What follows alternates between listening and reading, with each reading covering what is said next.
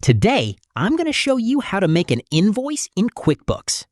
First, sign into QuickBooks Online and open the correct company file. From the dashboard, click New or Create. Then select Invoice. This opens a new invoice form.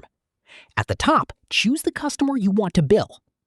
QuickBooks may fill in details like the billing address, email, payment terms, and currency if they are already saved in the customer profile. Check the invoice date and due date.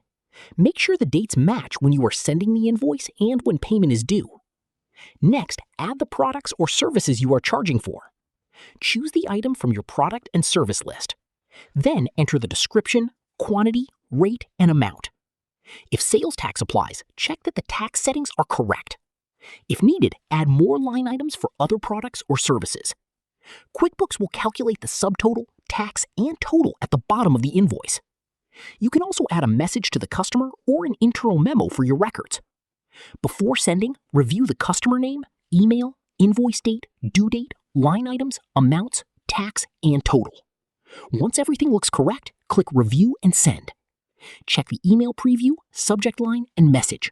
Then click Send Invoice. If you do not want to send it right away, click Save and Close instead. And that's how to make an invoice in QuickBooks in 2026.